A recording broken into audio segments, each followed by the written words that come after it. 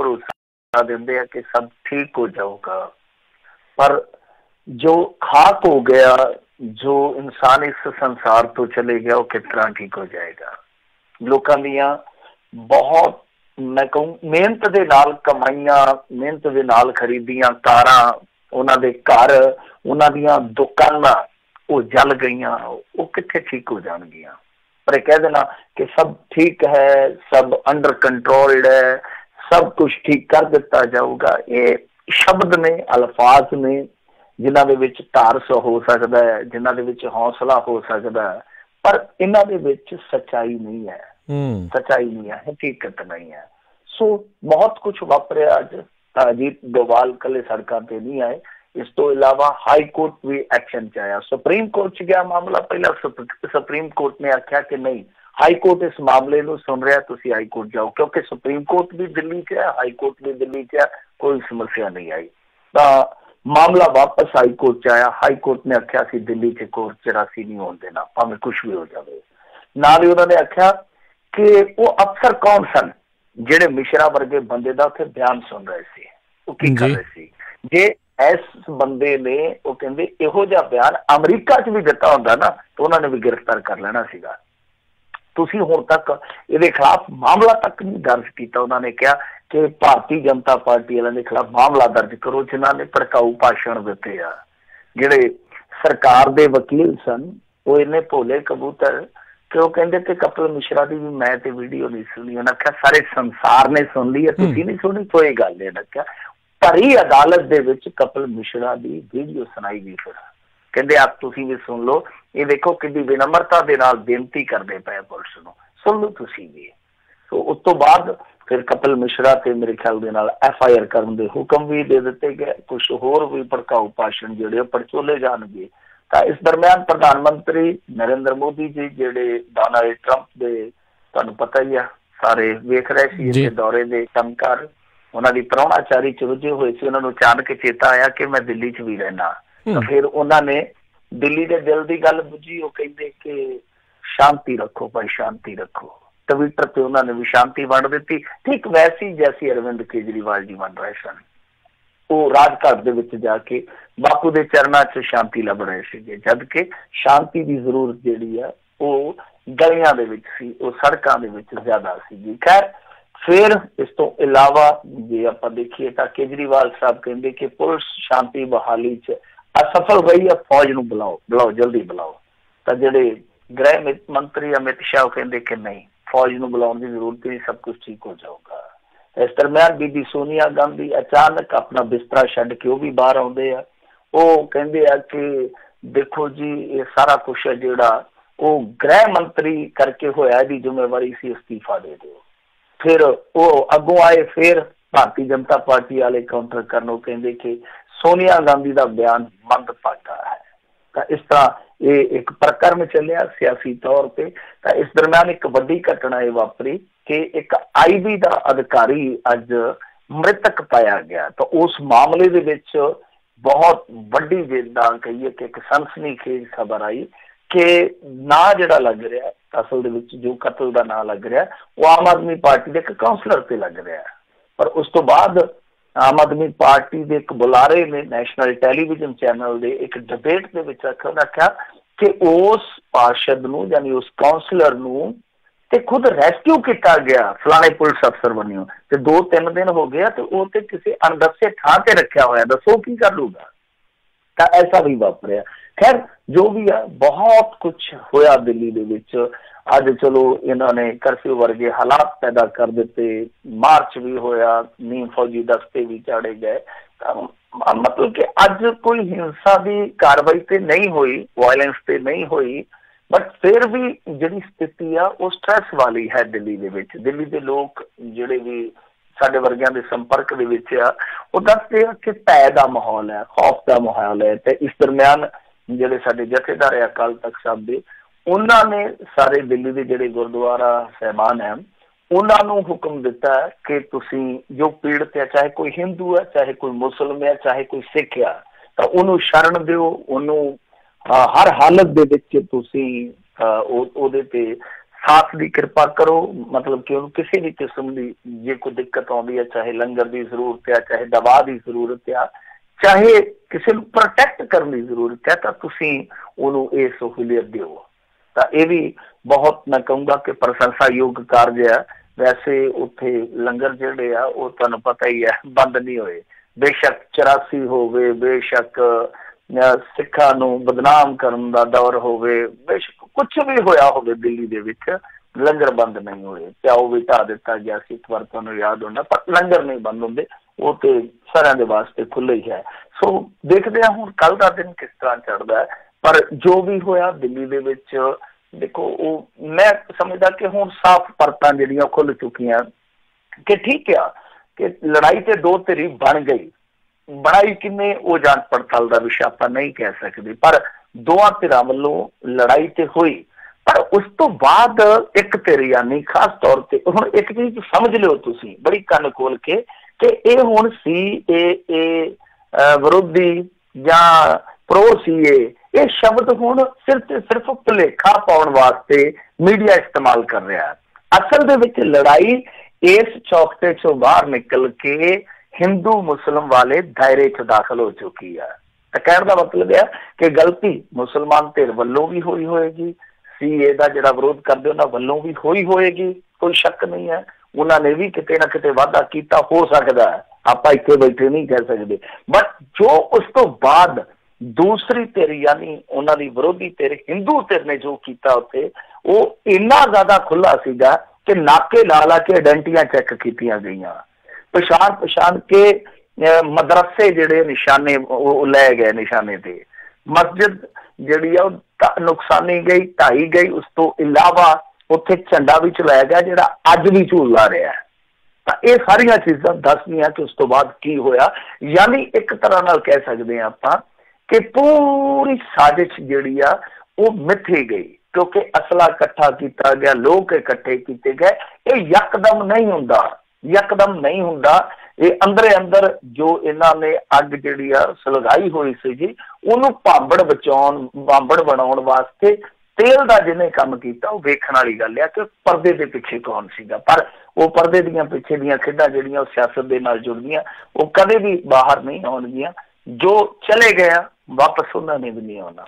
उन्हें आख्या ना, अब नहीं लौट के आने वाला, घर खुला छोड़ के जाने वाला। जो चले गया सो चले गया, तो जिहड़ा चले गया उहदे घरदियां नूं पता ही नहीं होना शायद कि किस दी वजह करके, किहड़े कारण करके चले गया। जी जी बिल्कुल।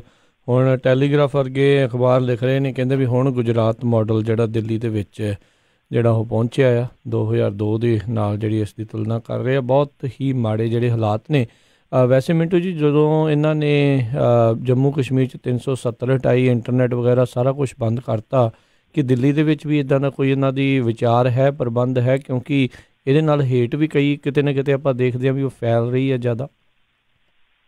ਨਹੀਂ ਵੇਖੋ, ਦਿੱਲੀ ਦੇ ਵਿੱਚ बहुत ਵੱਡੇ ਵੱਡੇ मीडिया हाउस ने, दिल्ली ਦੇ ਵਿੱਚ ਵੱਡੇ ਵੱਡੇ कारपोरेट दफ्तर ने, दिल्ली ਦੇ ਵਿੱਚ ਵੱਡੇ ਵੱਡੇ हुक्मरान ने, उत्थे नैट नहीं बंद करनगे। मेरा भी कल इहो ही सवाल सी खुद नूं कि जे आही हालात पंजाब च हुंदे, कश्मीर च हुंदे, मणिपुर च हुंदे, कि इंटरनेट एक्सेस मिलदा लोकां नूं? तां बिल्कुल नहीं सी दिता जाना। ये ते आम ही आम तुरे जांदे, मान लो थोड़ी जी भी स्थिति खराब होंदी है तो उस स्थिति नूं ठीक करने थां ते सब तो पहला इंटरनेट का घोड़ा सुटदे आ। जिद्दां अपने हुंदे ने ट्रांसफार्मर बिजली वाले, कहंदे घोड़ा सट दिओ, जदों घोड़ा सट दिंदे आ ते बिजली बंद हो जाती है सारे पिंड दी, ते घोड़ा सट दिंदे आ उस वेले। तां कहण दा मतलब ये कि दिल्ली च नहीं करनगे। हाँ, एक हिस्से दे विच इन्हां ने इंटरनेट शायद ब्लॉक कीता सीगा, एक हिस्से दे विच, खास हिस्से दे विच जिथे नॉर्थ ईस्ट क्योंकि ज्यादा प्रभावित है, उत्थे जरूर इन्होंने बंद किया। फिर भी मेरे ख्याल दे नाल उस तो बाद एक्सेस मिलना शुरू हो गया सीगा। तो दिल्ली दे विच ऐसी स्थिति तो वेखण नूं नहीं मिली। तो चलो इंटरनेट बंद करके बहुता कुछ हासिल नहीं हुंदा, कई बारी ये लगदा तो कर भी देना चाहिए। पर गल तो यह है ना कि देखो, मैं जिद्दां तुहानूं गल कही आ कि भीड़ां जुड़ियां, भीड़ां ने आपो विच भी कोआर्डीनेट किया, पत्थर इकट्ठे किए गए, इलाके मिथे गए, असला आया, सारा कुछ व्योत के किया गया, इंटैलीजेंसी की। जे दिल्ली वर्गे शहर, यानी कैपिटल जी है, नैशनल कैपिटल है जी दिल्ली की राजधानी दे विच इस तरह का कोई इंटैलीजेंस फेलियर रहा तो शर्मनाक है, डुब के मरन वाली गल है। ते जे सब कुछ पता सी फिर भी होण दिता, फिर तो हुरदू लानत आ। मैं कहना कि ऐसी बदनामी हुई है पूरे संसार च, ऐसी बदनामी हुई है कि भगत जिहड़े मनदे नहीं। कदे कदे मैनूं इउं लगदा है कि देखो ये अज नहीं हो सकता 10-15 सालां नूं अखां च घसुन दे के रोणगे जिहड़े अज लोकां नूं रुआ रहे आ, पत्थर मार रहे आ, जिहड़े अज 15-15 सालां दे 16 सालां दे बच्चे आ, ये रोणगे जां इन्हां नूं जम्मण वाले रोणगे। तुसीं वेखिओ एक दिन तां ये जल्दी समा आएगा। बहुत ही घटिया काम होया जो भी होया दिल्ली दे विच, रोकिया जाना चाहिदा सीगा, ठल्लिया जाना चाहिदा सीगा। जी जी। अगली मिनटो जी गल करते कहते हुण आलोचना च घिरे केजरीवाल ने रतन लाल दे परिवार नूं 1 करोड़ रुपए देण दा ऐलान किया। आलोचना इसे गल दी हो रही है कि अरविंद केजरीवाल की पार्टी दे संजय सिंह आके कहंदे कि भारतीय जनता पार्टी वालियां ने सारा कारा कराया, पर अरविंद केजरीवाल कोई एक ट्वीट भी नहीं करते कि हाँ भाई तुसी मुसलमानां नूं या खास तबके नूं, चलो खास तबके नूं कहा जा सकदा ना, आम तौर पर ना लैण तो संकोच करदे। उहदे पिछे एक लॉजिक है कि कोई भी बंदा जी असीं इस तरह का लिबरल विचारधारा वाला वो ये सोच के चलदा वा कि गल अगे ना वधे, गल ठप्पी रहे, गल जिहड़ी घटे, तो ना लैण तो कई बार संकोच करते हैं। पर इत्थे सब नूं पता ही है, बच्चे बच्चे नूं पता कि हिंदू मुसलमान की ही खेड चली जाती है सारी। तो खैर इन्होंने एक बारी नहीं कहा, जब कि सब नूं पता वा कि वोट जिहड़ी आ वो खुल के मुसलमानों की आम आदमी पार्टी नूं पई आ। अमानतुल्ला खान उत 72,000 तो वध वोटां दे नाल जितू रहा। अरविंद केजरीवाल की रहायश से भी मेरे ख्याल दे नाल गए सन जामिया के स्टूडेंट, अज सवेरे तड़के उत्थे पानी दियां वाछड़ां पा के उन्होंने उत्थे खिंडा दिता गया, गल भी नहीं सुनी। तो कहने का मतलब कि बहुत सारे सवाल उठ रहे हैं। हालांकि मैं चलो एक थां ते ये भी मनदा, हालांकि बहुत कुछ है कहने नूं, मैं एक थां ते उन्हां लोकां दे नाल भी सहमत हो जाना जो अरविंद केजरीवाल नूं हाले भी सैक्यूलर मनदे आ और ये मनदे कि धर्म तो जात तो उत्ते उठ के सिर्फ विकास की राजनीति कर रहा। हाँ, राजनीतिक जरूरतां हुंदियां ने, कुछ उन्हां जरूरतां दे करके शायद अरविंद केजरीवाल नूं एक मखौटा जिहड़ा सियासी तौर पर धारण करना पै रहा। मैं उस गल नाल भी चलो सहमत हो जाना, पर जदों अज इहो जिहा माहौल बन गया, जदों तुसीं इलैक्शन जित चुके हो, जब तुसीं चीफ मिनिस्टर बन चुके हो, तो फिर घट्टो घट्ट तुहानूं फर्ज निभाउणा चाहिए। क्यों हुण मैं कातों कह रहा, मैं उहदा भी जवाब दे देना कि हाई कोर्ट ने कहा कि उप मुख्यमंत्री होण चाहे चीफ मिनिस्टर साहब होण, उन्हां नूं इलाकिਆਂ ਦੇ ਵਿੱਚ जाना चाहिए, लोकां दे ਵਿੱਚ जाना चाहिए, ताकि लोकां दा भरोसा बहाल हो सके। जे कोर्ट ये गल सोचदा है तां की अरविंद केजरीवाल वर्गा पढ़िया लिखा चीफ मिनिस्टर खुद अपने तौर पर गल नहीं सोचता? एक बहुत बड़ा सवाल है, एक बहुत बड़ा प्रश्न है। तो खैर अजे बहुत जल्दी होएगी, ये कह देना कि यदि राजनीति अरविंद केजरीवाल साहब की भी उसी तरह की हो गई है, हजे सानू थोड़ा ये बाबत इंतजार करना पवेगा। तो खैर देखते हैं, समा सब कुछ तय करेगा। पर जो भी है अरविंद केजरीवाल की इस मुद्दे पर आलोचना जरूर हो रही है।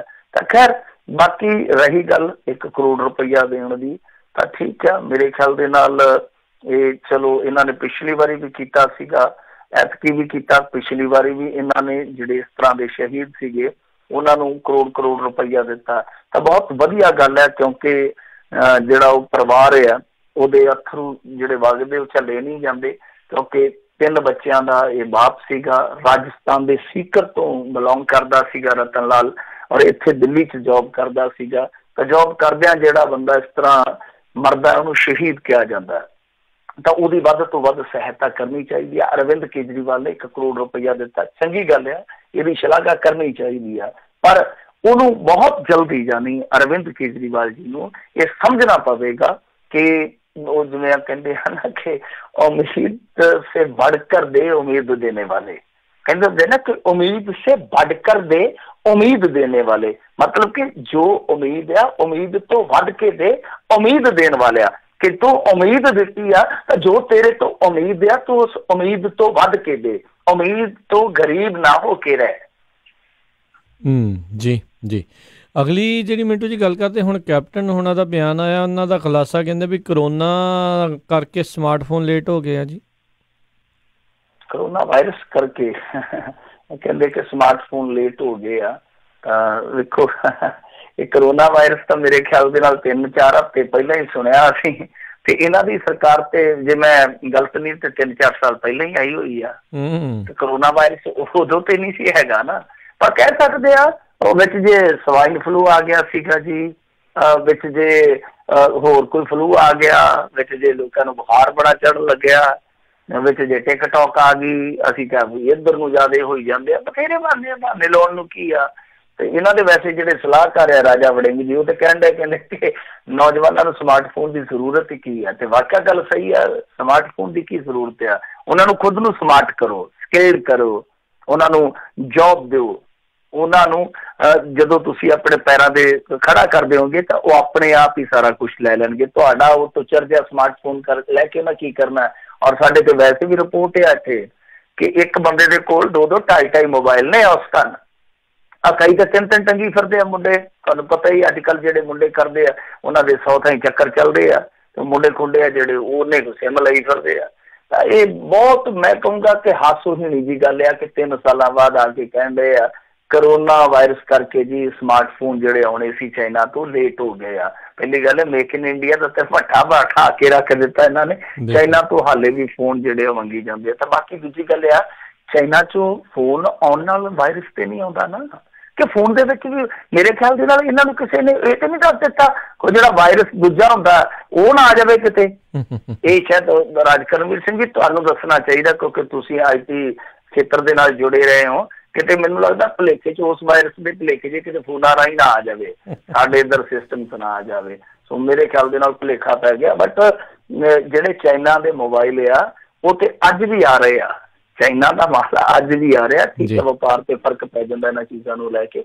ਤੇ ਜੇ ਇਹਨਾਂ ਦੇ ਕੋਲ ਪੈਸੇ ਹੈਗੇ ਆ ਤੇ ਸੌਦਾ ਜਦੋਂ ਮਰਜ਼ੀ ਮਾਰ ਲੈਣ, ਚਾਈਨਾ ਦੀ ਸਪਲਾਈ ਜਿਹੜੀ ਆ ਪਹੁੰਚ ਜਾਏਗੀ। ਪਰ ਮੇਰੇ ਖਿਆਲ ਦੇ ਨਾਲ ਫਜ਼ੂਲ ਦੀ ਇਹ ਮੰਗ ਆ ਕਿ ਸਮਾਰਟਫੋਨ ਦੇਣੇ ਆ, ਕਦੋਂ ਦੇਣੇ ਆ, ਕਦੋਂ ਦੇਵਾਂਗੇ, ਫਲਾਂ ਟਮਕਾ ਨਹੀਂ ਚਾਹੀਦੇ ਸਮਾਰਟਫੋਨ। ਮੈਂ ਕਹਿੰਦਾ ਕਿ ਨੌਜਵਾਨਾਂ ਨੂੰ ਸਮਾਰਟ ਬਣਾਓ, ਪੜ੍ਹਾ ਕੇ ਲਿਖਾ ਕੇ ਰੁਜ਼ਗਾਰ ਦਿਓ, ਸਕਿਲਡ ਕਰੋ ਉਹਨਾਂ ਨੂੰ। ਕੀ ਲੋੜ ਆ ਸਮਾਰਟਫੋਨ ਦਾ? ਕੀ ਹੈ 5-6 ਹਜ਼ਾਰ ਦਾ ਸਮਾਰਟਫੋਨ ਆ ਜਾਂਦਾ। ਜੇ ਕਿਸੇ ਬੱਚੇ ਦੀ ਕੋਈ 25-30 ਹਜ਼ਾਰ ਦੀ ਨੌਕਰੀ ਆ, ਉਹ ਸਮਾਰਟਫੋਨ ਜਿਹੋ ਜਿਹਾ ਮਰਜ਼ੀ ਲੈ ਲਵੇ। ਤਾਂ ਮੇਰੇ ਖਿਆਲ ਦੇ ਨਾਲ ਇਹ ਬਹਿਸ ਜਿਹੜੀ ਬੰਦ ਹੋਣੀ ਚਾਹੀਦੀ ਆ। ਮੀਡੀਆ ਵੀ ਸਾਡਾ ਇਹੋ ਜਿਹੀ ਕੁਰੱਖਤ ਕਈ ਵਾਰ ਰਿਪੋਰਟਿੰਗ ਕਰਦਾ ਹੈ ਨਾ, ਬੜਾ ਗੁੱਸਾ ਚੜ੍ਹਦਾ ਕਿ ਕੀ ਲੈਣਾ ਅਸੀਂ ਮੋਬਾਈਲਾਂ ਤੋਂ। ਤੁਸੀਂ ਉਹਨਾਂ ਨੂੰ ਕਹੋ ਕਿ ਜਿਹੜੇ ਬੇਰੁਜ਼ਗਾਰ ਆ, ਬੇਰੁਜ਼ਗਾਰੀ ਦਾ ਪਤਾ ਹੀ ਦਿਓ ਕਿ ਉਹਨਾਂ ਨੂੰ 2500 ਰੁਪਇਆ ਲਓ। 2500 ਇਹਨਾਂ ਨੇ ਆਖਿਆ ਕਿ 2500 ਦਿਓ, ਉਹ ਜੋੜ ਕੇ 4 ਮਹੀਨਿਆਂ ਦਾ ਆਪੇ ਹੀ ਲੈ ਲੈਣਗੇ। ਜਿਹੜਾ ਮੋਬਾਈਲ ਲੈਣਾ, ਸਮਾਰਟ ਲੈਣਾ, ਜਮਾਰਟ ਲੈਣਾ, ਜਿਹੜਾ ਮਰਜ਼ੀ ਲੈ ਲੈਣਾ। ਜੀ ਜੀ। ਅਗਲੀ ਜਿਹੜੀ ਗੱਲ ਕਰਦੇ ਬੇਅਦਬੀ ਮਾਮਲੇ ਦੇ ਵਿੱਚ CBI ਦੀ ਮੁੜ ਜਾਂਚ ਵਾਲੀ ਅਰਜ਼ੀ ਦੇ ਉੱਤੇ ਅਦਾਲਤ ਦੇ ਵਿੱਚ ਹੋਈ ਹੈ ਸੁਣਵਾਈ। ਹਾਂਜੀ, ਇਹ ਸੁਣਵਾਈ ਜਿਹੜੀ ਸੀਗੀ ਉਹ ਅੱਜ ਹੋਈ ਆ ਮੋਹਾਲੀ ਕੋਰਟ ਦੇ ਵਿੱਚ। ਤਾਂ ਜਿਹੜੇ ਕੁੰਵਰ ਵਿਜੇ ਪ੍ਰਤਾਪ ਸਿੰਘ ਹੈ ਉਹ ਪੂਰੀ ਪੈਂਟ ਕੋਟ ਦੇ ਨਾਲ ਟਾਈ ਲਾ ਕੇ ਤਿਆਰੀ ਕਰਕੇ ਗਏ ਸਨ, ਕਿਉਂਕਿ ਉਹਨਾਂ ਨੂੰ ਉਮੀਦ ਸੀਗਾ ਕਿ ਸਾਰੀਆਂ ਫਾਈਲਾਂ ਜਿਹੜੀਆਂ ਉਹ ਵਾਪਸ ਇਹਨਾਂ ਨੂੰ ਮਿਲ ਜਾਣਗੀਆਂ। ਪਰ ਹੋਇਆ ਕੀ ਆ ਕਿ CBI ਨੇ ਸੁਪਰੀਮ ਕੋਰਟ ਤੋਂ ਜਿਹੜਾ ਫੈਸਲਾ ਆਇਆ ਉਹਦੀ ਘੋਖ ਵਾਸਤੇ 15 ਦਿਨ ਦਾ ਐਕਸਟਰਾ ਸਮਾਂ ਮੰਗ ਲਿਆ। ਤਾਂ ਅਦਾਲਤ ਵੱਲੋਂ ਸਾਰੀਆਂ ਧਿਰਾਂ ਦੀਆਂ ਜਿਹੜੀਆਂ ਦਲੀਲਾਂ ਸੁਣੀਆਂ ਗਈਆਂ, ਉਸ ਤੋਂ ਬਾਅਦ ਇਹ ਫੈਸਲਾ ਕੀਤਾ ਗਿਆ ਕਿ ਹੁਣ ਅਗਲੀ ਸੁਣਵਾਈ ਜਿਹੜੀ ਉਹ 6 ਮਾਰਚ ਤੱਕ ਮੁਲਤਵੀ ਕਰੀਏ, ਫਿਰ ਉਸ ਤੋਂ ਬਾਅਦ ਫੈਸਲਾ ਲਵਾਂਗੇ। ਤਾਂ ਗੱਲ ਇਹੋ ਹੀ ਆ ਕਿ 15 ਦਿਨ ਦਾ ਵਕਫਾ ਮੰਗ ਲਿਆ ਗਿਆ CBI ਵੱਲੋਂ ਕਿ ਅਸੀਂ ਉਸ ਫੈਸਲੇ ਨੂੰ ਰਿਵਿਊ ਕਰਾਂਗੇ, ਮਤਲਬ ਕਿ ਉਹਦੇ ਤੇ ਨਜ਼ਰਸਾਨੀ ਕਰਾਂਗੇ। ਹੋ ਸਕਦਾ CBI ਕਈ ਵਾਰ ਤੁਹਾਨੂੰ ਪਤਾ ਹੀ ਆ, ਆਪਾਂ ਦੇਖਿਆ ਹੀ ਆ ਸੁਪਰੀਮ ਕੋਰਟ ਦੇ ਵਿੱਚ ਦੁਬਾਰਾ ਵੀ ਪਟੀਸ਼ਨ ਪੈ ਜਾਂਦੀ ਹੈ, ਰਿਵਿਊ ਪਟੀਸ਼ਨ ਵੀ ਪੈ ਜਾਂਦੀ ਹੈ। ਤਾਂ ਹੋ ਸਕਦਾ CBI ਕੋਈ ਉਧਰ ਦਾ ਸੋਚ ਕੇ ਚੱਲਦੀ ਹੋਵੇ। ਤਾਂ ਬਹਰਹਾਲ ਦੇਖਣਾ ਹੋਏਗਾ 10-15 ਦਿਨਾਂ ਬਾਅਦ ਜਦੋਂ ਵੀ ਇਹ ਫੈਸਲਾ ਆਊਗਾ, CBI ਜਿਹੜੀ ਆ ਜਾ ਕੇ ਆਪਣਾ ਪੱਖ ਰੱਖੂਗੀ। ਤਾਂ ਉਸ ਤੋਂ ਬਾਅਦ ਕਿੰਨੀ ਛੇਤੀ ਇਹ ਮਾਮਲਾ ਜਿਹੜਾ ਇੱਧਰ ਆਉਂਦਾ ਹੈ। ਤਾਂ ਜੇ CBI ਨੂੰ ਲੱਗਦਾ ਹੈ ਕਿ ਸੁਪਰੀਮ ਕੋਰਟ ਦਾ ਫੈਸਲਾ ਦੁਬਾਰਾ ਜਿਹੜਾ ਉਹ ਨਹੀਂ ਪਲਟਿਆ ਜਾਣਾ, ਤਾਂ ਫਿਰ ਤੁਸੀਂ ਚੁੱਪ ਕਰਕੇ ਫਾਈਲਾਂ ਫੜਾਓ ਪੰਜਾਬ ਸਰਕਾਰ ਨੂੰ। ਜਦੋਂ ਫਾਈਲਾਂ ਇਹਨਾਂ ਦੇ ਕੋਲ ਪਹੁੰਚਣਗੀਆਂ, ਪੰਜਾਬੀ ਇਹਨਾਂ ਦੇ ਨਾਲ ਆਪੇ ਅੱਖ ਚੱਕ ਪਾ ਕੇ ਗੱਲ ਕਰਨ ਜੋਗੇ ਹੋਣਗੇ ਕਿ ਲਿਆਓ ਭਾਈ ਹੁਣ ਦਿਓ ਇਨਸਾਫ। ਜੇ ਨਹੀਂ ਦੇਣਾ ਇਨਸਾਫ ਤੇ ਚੁੱਪ ਕਰਕੇ ਪੱਤਰੇ ਵਾਹੋ ਤੇ ਘਰਾਂ 'ਚ ਬੈਠੋ। ਜੀ ਜੀ। ਅਗਲੀ ਜਿਹੜੀ ਮਿੰਟੂ ਜੀ ਗੱਲ ਕਰਦੇ, ਕਹਿੰਦੇ ਆਮ ਆਦਮੀ ਪਾਰਟੀ ਨੇ ਸ਼ਰਾਬ ਮਾਫੀਆ ਦੇ ਖੋਲ੍ਹੇ ਭੇਤ। ਦੇਖੋ ਅੱਜ ਬੜੀ ਉੱਥੇ ਡਟਵੀਂ ਬਹਿਸ ਹੋਈ ਆ, ਪੂਰਾ ਉੱਥੇ ਅੱਜ ਆਡਾ ਚੱਲਦਾ ਰਿਹਾ ਵਿਰੋਧੀ ਧਿਰਾਂ ਦਾ ਸੱਤਾਧਾਰੀਆਂ ਦੇ ਨਾਲ। ਕੈਪਟਨ ਅਮਰਿੰਦਰ ਸਿੰਘ ਨੇ ਅੱਜ ਬੜੀ ਲੰਮੀ ਚੌੜੀ ਤਕਰੀਰ ਕੀਤੀ ਆ, ਉਹ ਜਿਹਦੇ ਵਿੱਚ ਡਾਟਾ ਦੱਸ ਰਹੇ ਸਨ, ਇੰਨੀਆਂ ਨੌਕਰੀਆਂ ਦੇ ਦਿੱਤੀਆਂ, ਇੰਨਾ ਡਾਈਵਰਸੀਫਿਕੇਸ਼ਨ ਹੋ ਗਿਆ, ਆਹ ਕੁਛ ਕੀਤਾ, ਉਹ ਕੁਛ ਕੀਤਾ, ਤੇ ਲੋਕ ਦਵਾ ਵੇਖਣ ਲੱਗ ਪਏ ਸਾਈਟਾਂ ਫੁੱਲ ਕੇ ਕਿ ਕਿਤੇ ਅਮਰੀਕਨ ਗ੍ਰੀਨ ਕਾਰਡ ਹੋਲਡਰ ਆ ਜਿਹੜੇ ਜਾਂ ਕੈਨੇਡਾ ਦੇ PR ਆ, ਉਹ ਨੌਕਰੀਆਂ ਛੱਡ ਕੇ ਆਪਣੇ ਘਰ-ਬਾਰ ਛੱਡ ਕੇ ਪੰਜਾਬ ਨੂੰ ਕਿੰਨੀ ਚਾਲੇ ਪਾ ਰਹੇ, ਕਿਉਂਕਿ ਉਹਨਾਂ ਨੇ ਅਸੈਂਬਲੀ ਦੇ ਵਿੱਚ ਇੱਕ ਇਹੋ ਜਿਹਾ ਸੋਹਣਾ ਪੰਜਾਬ ਵਸਾ ਦਿੱਤਾ ਜਿਹਨੂੰ ਵੇਖਣ ਲਈ ਹਰ ਇੱਕ ਦਿਲ ਦਾ ਜਿਹੜਾ ਅਰਮਾਨ ਸੀਗਾ ਨਾ ਉਹ ਖਿਲ ਉੱਠਿਆ। ਸੋ ਇਹਨਾਂ ਨੇ ਅਸੈਂਬਲੀ 'ਚ ਇੱਕ ਇਹੋ ਜਿਹਾ ਪੰਜਾਬ ਅੱਜ ਸਿਰਜਿਆ। ਤਾਂ ਉਹ ਅਸੈਂਬਲੀ ਦੇ ਵਿੱਚ ਹੀ ਕੋਈ ਲੈ ਕੇ ਆਇਆ ਸੀ ਮਾਮਲਾ ਐਕਸਾਈਜ਼ ਨਾਲ ਜੁੜਿਆ, ਤਾਂ ਉਹਦੇ ਤੇ ਜਿਹੜੇ ਹੈਗੇ ਆ ਇਹਨਾਂ ਦੇ ਅਮਨ ਅਰੋੜਾ ਆਮ ਆਦਮੀ ਪਾਰਟੀ ਵਾਲਿਆਂ ਦੇ, ਤੇ ਉਹਨਾਂ ਨੇ ਵੀ ਇੱਕ ਪੁਲਿੰਦਾ ਜਿਹੜਾ ਨਾਲ ਆਂਦਾ ਸੀਗਾ ਉਹਦੇ ਵਿੱਚੋਂ ਉਹਨਾਂ ਨੇ ਕੱਢੇ ਆ ਕੁਛ ਸੱਪ। ਉਹ ਕਹਿੰਦੇ ਆ ਕਿ ਅਸਲ ਦੇ ਵਿੱਚ ਬਹੁਤ ਵੱਡੀ ਧਾਂਦਲੀ ਕੀਤੀ ਜਾ ਰਹੀ ਹੈ, ਬਹੁਤ ਵੱਡੇ ਉਹਨਾਂ ਨੇ ਦੇਖੋ ਦੋਸ਼ ਲਾਇਆ, ਦੋਸ਼ ਨਹੀਂ ਕਹਿ ਸਕਦੇ, ਉਹਨਾਂ ਦੇ ਕੋਲ ਇਹਨਾਂ ਦੀ ਦਿੱਤੀ ਹੋਈ RTI ਰਾਹੀਂ ਜਾਣਕਾਰੀ ਸੀਗੀ। ਉਹ ਕਹਿੰਦੇ ਕਿ ਇੱਕ ਖੇਡ ਖੇਡੀ ਜਾ ਰਹੀ ਆ, ਡਿਸਟਿਲਰੀਆਂ ਤੁਹਾਨੂੰ ਪਤਾ ਹੀ ਆ, ਲੀਡਰਾਂ ਦੀਆਂ ਡਿਸਟਿਲਰੀਆਂ ਨੇ, ਸ਼ਰਾਬ ਨਿਰਮਾਤਾ ਜਿਹੜੀਆਂ ਤੁਹਾਨੂੰ ਪਤਾ ਕੰਪਨੀਆਂ ਹੁੰਦੀਆਂ ਨੇ, ਤਾਂ ਉਹ ਕਹਿੰਦੇ ਕਿ ਇੱਥੋਂ ਸ਼ਰਾਬ ਅਰੁਣਾਚਲ ਲਈ ਲਿਖ ਕੇ ਤੇ ਸੇਲ ਇਨ ਅਰੁਣਾਚਲ, ਤਾਂ ਉਹ ਜਿਹੜੀ ਸ਼ਰਾਬ ਫੜੀ ਕਿੱਥੋਂ ਜਾਂਦੀ ਹੈ, ਕੋਈ ਸ਼ਹਿਰਾਂ ਚੋਂ ਫੜੀ ਜਾਂਦੀ ਹੈ, ਕੋਈ ਮਕਬੂਲਪੁਰੇ ਚੋਂ ਫੜੀ ਜਾਂਦੀ ਹੈ, ਕੋਈ ਅੰਮ੍ਰਿਤਸਰ ਚੋਂ ਫੜੀ ਜਾਂਦੀ ਹੈ। ਤਾਂ ਲਾਲੜੂ ਦੇ ਵਿੱਚੋਂ ਕਹਿੰਦੇ ਕਿ 2 ਨਜਾਇਜ਼ ਡਿਸਟਿਲਰੀਆਂ ਫੜੀਆਂ ਗਈਆਂ।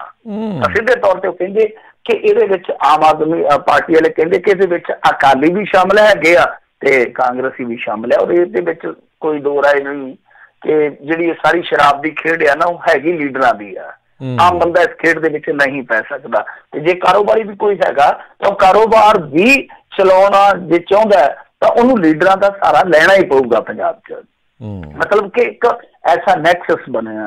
ਪਿਛਲੀ ਵਾਰੀ ਜਿਹੜੀ ਸਰਕਾਰ ਚੱਲਦੀ ਸੀ ਉਹਦਾ ਇੱਕ ਮੰਤਰੀ ਤੇ ਇਹੋ ਜਿਹਾ ਮੰਤਰੀ ਸੀਗਾ ਤੇ ਜਿਹੜਾ ਬੜਾ ਮਸ਼ਹੂਰ ਵੀ ਰਿਹਾ, ਬਦਨਾਮ ਵੀ ਰਿਹਾ, ਤਾਂ ਉਹ ਮੰਤਰੀ ਇੱਕ ਐਸਾ ਮੰਤਰੀ ਸੀਗਾ ਜਿਹੜਾ ਅੰਮ੍ਰਿਤਸਰ ਏਰੀਏ 'ਚ ਹੋਵੇ, ਚਾਹੇ ਪਟਿਆਲੇ ਏਰੀਏ 'ਚ ਹੋਵੇ, ਲੁਧਿਆਣੇ ਏਰੀਏ 'ਚ ਸਿੱਧਾ ਸੌਦਾ ਹੀ ਮਾਰਦਾ ਸੀਗਾ ਕਿ ਲੈ ਚੱਕ L1 ਤੈਨੂੰ ਦੇ ਦਿੰਦਾ, ਫਲਾਣਾ ਤੈਨੂੰ ਦੇ ਦਿੰਦਾ, ਪਰ ਜਿਹੜਾ ਤੇਰਾ ਪ੍ਰੋਫਿਟ ਹੋਊਗਾ ਉਹਦੇ 'ਚ ਬਸ ਕਿਰਪਾ ਕਰਕੇ ਇੰਨਾ ਕੁ ਹਿੱਸਾ ਰੱਦ ਕਰ ਦੇ। ਇਹ ਖੇਡ ਇਸ ਤਰ੍ਹਾਂ ਚੱਲਦੀ ਸੀ, ਤਾਂ ਅੱਜ ਵੀ ਚੱਲਦੀ ਹੋਏਗੀ। ਅੱਜ ਕਿਹੜਾ ਕੋਈ ਇੱਥੇ ਰਾਮ ਰਾਜ ਆ ਗਿਆ, ਕਿਹੜਾ ਕੋਈ ਸਤਯੁਗ ਆ ਗਿਆ, ਉਹੀ ਖੇਡ ਇੱਥੇ ਚੱਲੀ ਜਾਂਦੀ ਆ। ਤਾਂ ਕੁੱਲ ਮਿਲਾ ਕੇ ਕਹਿਣ ਦਾ ਮਤਲਬ ਇਹ ਹੋਇਆ ਕਿ ਉਹਨਾਂ ਨੇ ਬਹੁਤ ਵੱਡੇ ਖੁਲਾਸੇ ਕੀਤੇ। ਉਹ ਕਹਿੰਦੇ ਕਿ 10,000 ਕਰੋੜ ਰੁਪਏ ਦਾ ਧੰਦਾ ਹੈ। ਮਤਲਬ ਕਿ ਚੰਡੀਗੜ੍ਹ ਤੋਂ ਜਿਹੜੀ ਸ਼ਰਾਬ ਆ ਕੇ ਵਿਕਦੀ ਹੈ ਉਹ ਤਾਂ ਵੱਖਰੀ ਗੱਲ ਆ। ਹੁਣ ਦੇਖ ਲਓ ਸਾਡੇ ਤੋਂ ਚੰਡੀਗੜ੍ਹ 300 ਕਿਲੋਮੀਟਰ ਆ, ਪੂਰਾ 300, ਓਨਾ ਹੀ ਸਾਨੂੰ ਦਿੱਲੀ ਪੈ ਜਾਂਦਾ, ਤਕਰੀਬਨ ਓਨਾ ਹੀ ਚੰਡੀਗੜ੍ਹ ਆ। ਤਾਂ ਚੰਡੀਗੜ੍ਹ ਦੀ ਸ਼ਰਾਬ ਇੱਥੇ ਆ ਕੇ ਵਿਕਣ ਰਹੀ ਆ, ਤੁਸੀਂ ਆਪ ਅੰਦਾਜ਼ਾ ਲਾ ਲਓ। ਹਰਿਆਣਾ ਸਾਡੇ ਨਾਲ ਹੀ ਆ, ਪਰ 25-26 ਕਿਲੋਮੀਟਰ ਹਰਿਆਣਾ ਸ਼ੁਰੂ ਹੋ ਜਾਂਦਾ, ਉੱਥੋਂ ਸ਼ਰਾਬ ਆ ਕੇ ਵਿਕੀ ਜਾਂਦੀ ਆ। ਨਾਲ ਹੀ ਸਾਡੇ ਰਾਜਸਥਾਨ ਆ, ਉੱਥੋਂ ਆ ਕੇ ਵੀ ਵਿਕੀ ਜਾਂਦੀ ਆ। ਤਾਂ ਕੀ ਕਰੋਗੇ ਤੁਸੀਂ? ਉਹ ਕਹਿੰਦੇ ਕਿ ਛੱਡ ਦਿਓ, ਇਹ ਤੇ ਸਾਰੀ ਖੇਡ ਜਿਹੜੀ ਆ ਸਭ ਨੂੰ ਪਤਾ ਹੀ ਆ। ਇਸ ਤੋਂ ਇਲਾਵਾ ਜਿਹੜੀ ਇੱਥੇ ਹੀ ਬਣਾਈ ਜਾਂਦੀ ਆ, ਇੱਥੇ ਹੀ ਗੈਰ ਕਾਨੂੰਨੀ ਢੰਗ ਨਾਲ ਵੇਚੀ ਜਾਂਦੀ ਆ, ਉਹ ਸਾਰੀ ਖੇਡ 10,000 ਕਰੋੜ ਰੁਪਈਏ ਦੀ ਹੈ। ਇਹ ਅਮਨ ਅਰੋੜਾ ਦਾ ਦਾਵਾ ਹੈ ਕਿ 10,000 ਕਰੋੜ ਰੁਪਈਏ ਦੀ ਖੇਡ ਆ। ਤਾਂ ਬਿਲਕੁਲ ਮੈਂ ਇਸ ਗੱਲ ਦੇ ਨਾਲ ਸਹਿਮਤ ਵੀ ਹਾਂ। ਚਲੋ ਅੰਕੜਾ ਉਹਨਾਂ ਦਾ ਆਪਣਾ ਹੋ ਸਕਦਾ, ਕੋਈ ਵੱਧ ਘੱਟ ਹੋ ਸਕਦੀ ਆ, ਪਰ ਜੇਕਰ ਸਹੀ ਢੰਗ ਦੇ ਨਾਲ ਇੱਥੇ ਸ਼ਰਾਬ ਦੇ ਕਾਰੋਬਾਰ ਨੂੰ ਚਲਾਇਆ ਜਾਵੇ ਤਾਂ ਖਾਲੀ ਖਜ਼ਾਨਾ ਜਿਹੜਾ ਭਰਿਆ ਜਾ ਸਕਦਾ। ਰੇਤ ਦਾ ਕੰਮਕਾਰ ਸਹੀ ਢੰਗ ਨਾਲ ਕੀਤਾ ਜਾਵੇ, ਟਰਾਂਸਪੋਰਟ ਦਾ ਨਵੇਂ ਸਿਰੇ ਤੋਂ ਸਾਰਾ ਟਾਈਮ ਟੇਬਲ ਬਣਾਇਆ ਜਾਵੇ, ਪਰਮਿਟ ਵਗੈਰਾ ਚੈੱਕ ਕੀਤੇ ਜਾਣ, ਤਾਂ ਬਹੁਤ ਹੱਦ ਤੱਕ ਖਜ਼ਾਨੇ ਨੂੰ ਸਾਹ ਆ ਜਾਊਗਾ। ਜੀ ਜੀ ਜੀ। ਅਗਲੀ ਜਿਹੜੀ ਮਿੰਟੂ ਜੀ ਗੱਲ ਕਰਦੇ, ਕਹਿੰਦੇ ਡੇਰੇ ਵਿੱਚ 1.5 ਕਰੋੜ ਤੋਂ ਵੱਧ ਦੀ ਲੁੱਟ। ਦੇਖੋ ਇਹ ਜਿਹੜਾ ਡੇਰੇ ਦਾ ਲੁੱਟ ਦਾ ਮਾਮਲਾ ਹੈਗਾ ਨਾ, ਇਹ ਉਸੇ ਹੀ ਬਾਬੇ ਨਾਲ ਜੁੜਿਆ ਜਿਹਦਾ ਨਾਂ ਆਇਆ ਸੀ ਦਰਸ਼ਨੀ ਦਿਓੜੀ ਢਾਉਣ ਦੇ ਵਿੱਚ, ਚੇਤਾ ਆ ਗਿਆ ਹੋਣਾ ਤੁਹਾਨੂੰ, ਤਰਨਤਾਰਨ ਦੇ ਵਿੱਚ। ਤੇ ਇਹਨਾਂ ਦਾ ਡੇਰਾ ਹੈਗਾ ਤਰਨਤਾਰਨ ਤੋਂ ਬਾਹਰ ਜਦੋਂ ਗੋਇੰਦਵਾਲ ਨੂੰ ਜਾਈਏ ਤੇ ਕਾਰ ਸੇਵਾ ਵਾਲੇ ਡੇਰਾ ਕਹਿ ਦਿੰਦੇ ਆ ਨਾ, ਜਿੱਥੇ ਰਹਿੰਦੇ ਆ ਰਹਿਸ਼ਾਂ ਦੀਆਂ, ਜਿੱਥੇ ਸੇਵਾਦਾਰਾਂ ਦੀਆਂ। ਤਾਂ ਹੁਣ ਇਸ ਮਾਮਲੇ ਦੇ ਵਿੱਚ ਬੜੀ ਦਿਲਚਸਪ ਗੱਲ ਇਹ ਵਾਪਰੀ ਆ ਕਿ ਰਾਤ ਨੂੰ 11-12 ਵਜੇ, ਮਤਲਬ ਕਿ ਅੱਧੀ ਰਾਤ ਨੂੰ ਲੁਟੇਰੇ ਆਉਂਦੇ ਆ, ਉਹ ਬੂਹਾ ਖਲਵਾਉਂਦੇ ਆ। ਸੇਵਾਦਾਰ ਇੱਕੋ ਹੀ ਸੀਗਾ, ਕਹਿੰਦੇ ਕਿ ਅਸੀਂ ਮਰੀਜ਼ ਨੂੰ ਲੈ ਕੇ ਆਏ ਆ। ਹੁਣ ਵੈਸੇ ਵੀ ਪੰਜਾਬ ਦਾ ਇੱਕ ਬੜਾ ਬੇੜਾ ਗਰਕਣ ਵਾਲਾ ਹਿਸਾਬ ਕਿਤਾਬ ਆ ਕਿ ਕਈ ਵਾਰ ਦੁਖੀ ਲੋਕ ਜਿਹੜੇ ਆ ਮਰੀਜ਼ ਨੂੰ ਡਾਕਟਰਾਂ ਕੋਲ ਲਿਜਾਣ ਦੀ ਥਾਂ ਤੇ ਡੇਰਿਆਂ ਕੋਲ ਲਿਜਾਂਦੇ ਆ। ਕਿਉਂ? ਕਿਉਂਕਿ ਕਿਤੇ ਇਲਾਜ ਮਹਿੰਗਾ ਤੇ ਕਿਤੇ ਵਹਿਣ ਬਹੁਤ ਭਾਰਾ ਹੈ, ਦੋ ਹੀ ਚੀਜ਼ਾਂ ਹੁੰਦੀਆਂ ਨੇ, ਤਾਂ ਡੇਰਿਆਂ 'ਚ ਲਿਜਾਇਆ ਜਾਂਦਾ ਮਰੀਜ਼ਾਂ ਨੂੰ। ਤਾਂ ਇੱਥੇ ਵੀ ਕਿਹਾ ਗਿਆ, ਜਾਨੀ ਪਹਿਲਾਂ ਵੀ ਲਿਆਉਂਦੇ ਹੋਣੇ, ਹੁਣ ਬਾਬਾ ਪਤਾ ਨਹੀਂ ਕਿਹੜੀ ਦਵਾਈ ਦਿੰਦਾ ਹੋਊਗਾ ਜਾਂ ਕੋਈ ਧਾਗਾ ਤਵੀਤ ਕਰਦਾ, ਮੈਨੂੰ ਨਹੀਂ ਪਤਾ, ਮਾਫ਼ ਕਰਨਾ। ਤਾਂ ਉਹ ਕਹਿੰਦੇ ਕਿ ਅਸੀਂ ਮਰੀਜ਼ ਲੈ ਕੇ ਆਏ ਹਾਂ, ਤੇ ਉਹਨਾਂ ਨੇ ਦਰ ਖੋਲ ਦਿੱਤਾ, ਬੂਹਾ ਖੋਲ ਦਿੱਤਾ, ਅੰਦਰ ਚਲ ਗਏ ਆ। ਉਹਨਾਂ ਨੇ ਬਾਬੇ ਦੀ ਗਿੱਚੀ ਕੁੱਟੀ, ਬਜ਼ੁਰਗ ਜਿਹਾ ਹੈਗਾ ਸੀਗਾ, ਉਹ ਕਹਿੰਦਾ ਮੈਨੂੰ ਕੁੱਟਿਆ ਕੱਟਿਆ ਵੀ ਵਾਹਵਾ, ਫਿਰ ਬੰਨ ਕੇ ਤੇ ਉਸ ਤੋਂ ਬਾਅਦ ਉਹ ਰੁਪਈਆ ਲੈ ਕੇ ਨਿਕਲ ਗਏ, ਤੇ ਰੁਪਈਆ ਲੈ ਕੇ 2.25 ਕਰੋੜ ਦੇ ਕਰੀਬ ਆ।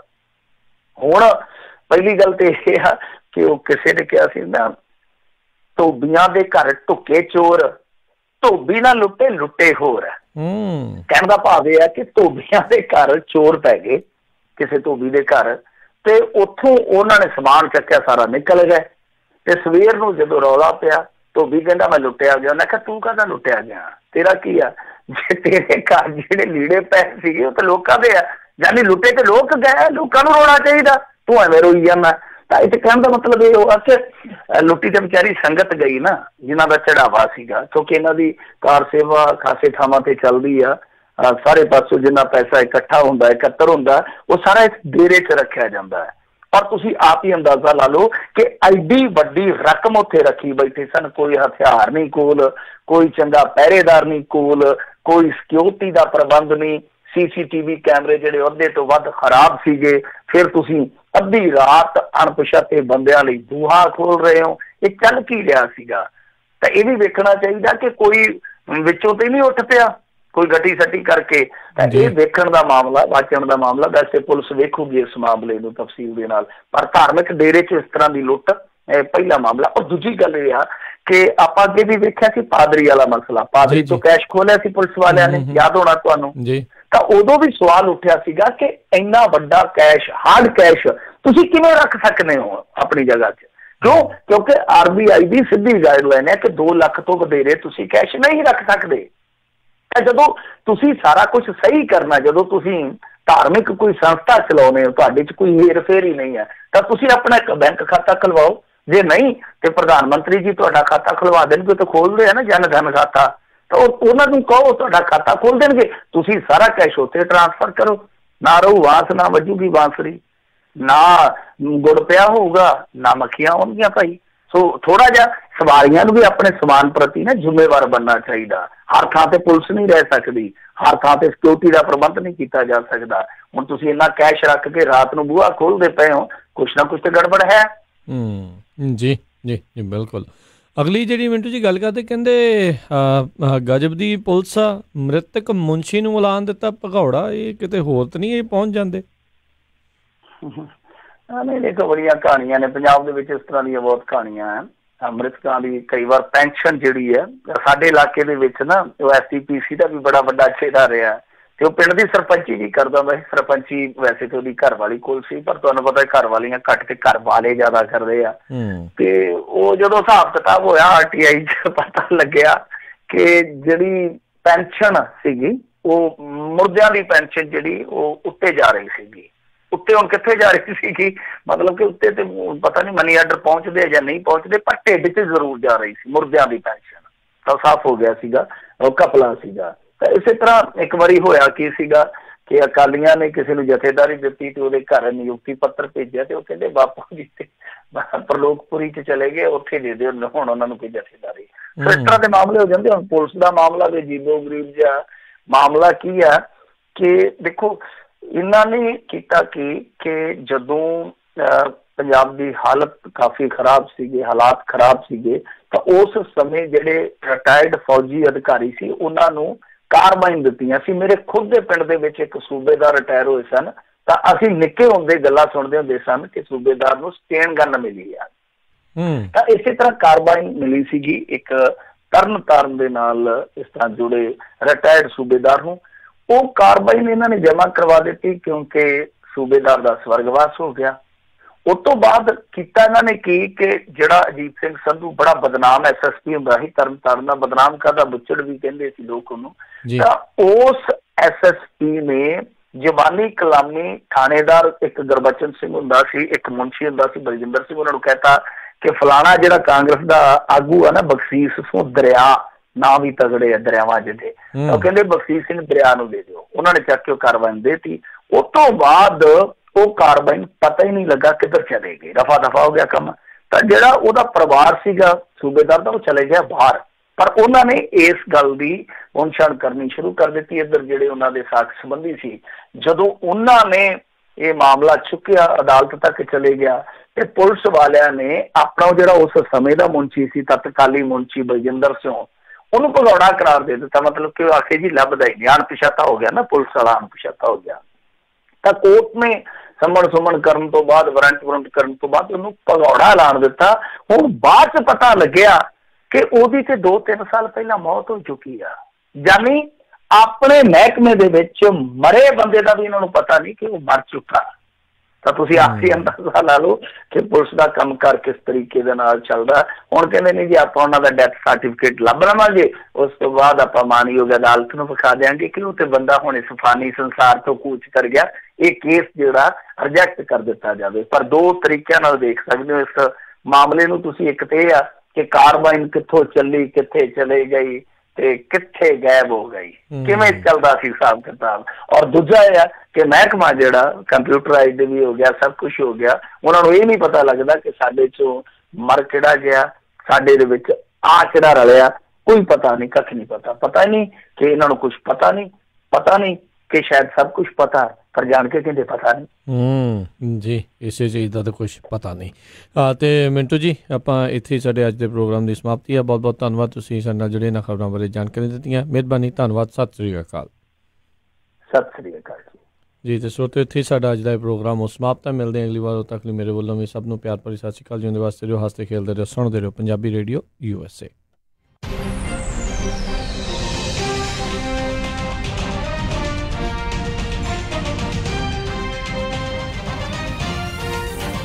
ਤੁਸੀਂ ਸੁਣ ਰਹੇ ਹੋ Punjabi radio USA KOBO Yuba city